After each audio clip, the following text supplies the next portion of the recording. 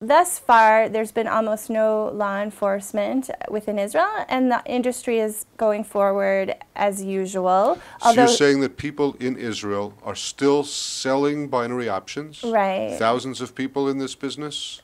Thousands of people are waking up every morning and going to work and selling these binary options to people abroad. Are they selling only to people abroad? They're not selling to people in Israel? It's illegal to sell to people in Israel. I've heard that there are some companies that still sell to people in Israel, but the vast majority of the money is abroad. Binary options, is it more like fraud or like gambling? Does anybody actually make money? It depends on the company. I've heard from brokers who worked inside the company that it was something like 98 to 99% of customers lost some or all of their money. What some of the companies do is they tell the brokers that it's up to you. In other words, if you have a client who wins $100,000 and you want to let them withdraw that money, you're welcome to, but that will be taken out of your commission for the month. So what happens in effect is that the vast majority of clients lose their money. So we're talking about a very, very crooked business that is owned in part by very wealthy, even known individuals here in Israel. That's absolutely right. That's absolutely right. There are a lot of ties to people. There are ties to people within the police. There are ties to prominent business people, ties to people who are connected to large newspapers.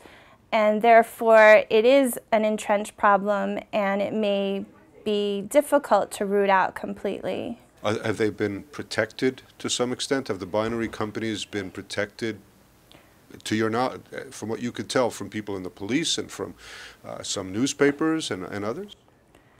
When I interview people inside the industry, they say, yes, of course, I believe we have protection. I believe that this industry is being protected by the government, or at least law enforcement is looking the other way. I don't have any specific evidence of that. It's just rumors.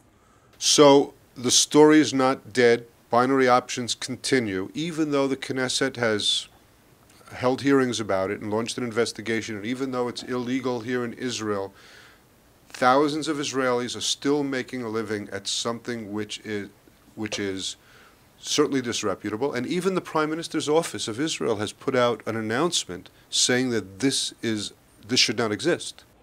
Right, they have, but that hasn't been backed up by any law enforcement action to shut this down. So where do you go from here with the story? You're going to continue on with the story? There's more to be investigated? There's more to be investigated.